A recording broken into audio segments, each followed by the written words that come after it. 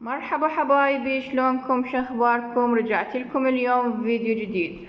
وفيديو اليوم راح اسوي لكم جولة بحمامي. طبعا صار كلش حلو مثل حمام الفنادق، فحبيت اسوي لكم جولة بيه. فيلا خلينا نبلش الفيديو.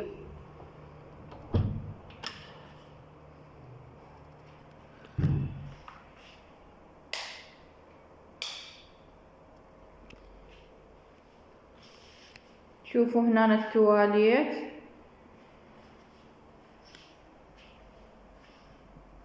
وهنا أنا خليت ذن التعلاقات يصير نلزق هيجي،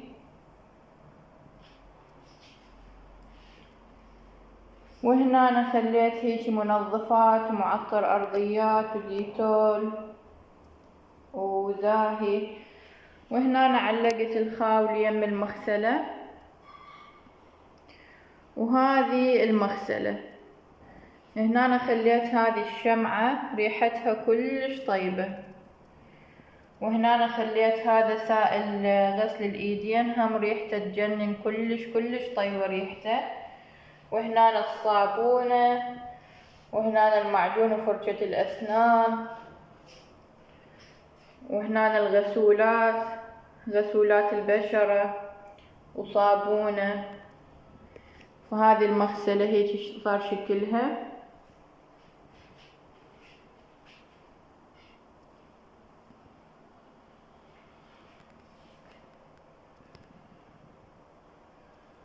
وهنا الغسالة ويمها سلة للملابس.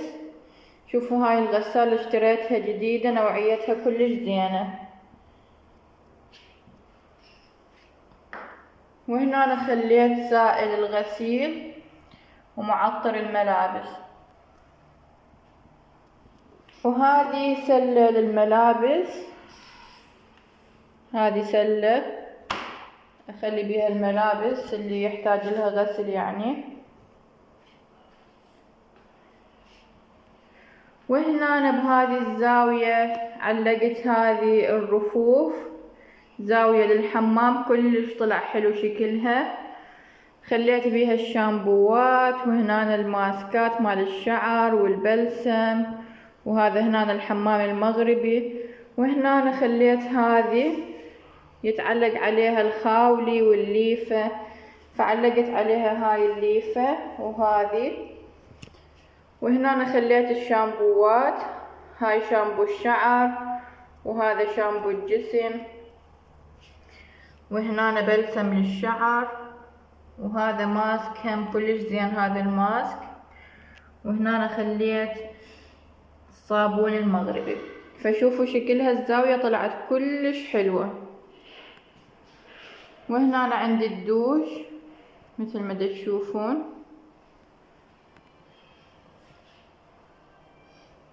هسه خليني اخذكم جولة بكل الحمام.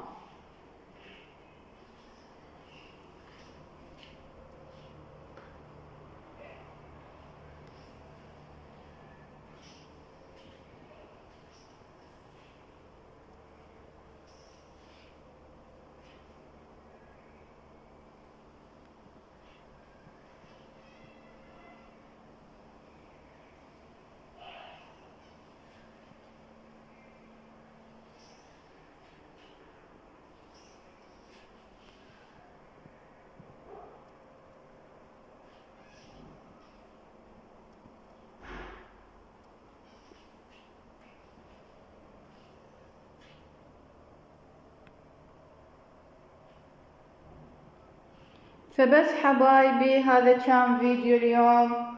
ان شاء الله يكون عجبكم الفيديو وحبيتوه. اكتبولي شنو رأيكم بالحمام.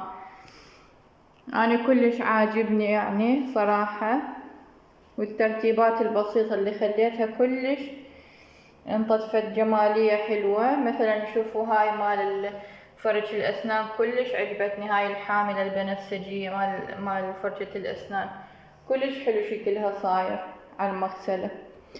فاكتبولي شنو رأيكم بالتعليقات، ولا تنسون اللايك والاشتراك بالقناة. واشوفكم بالفيديو الجاي، وباي باي.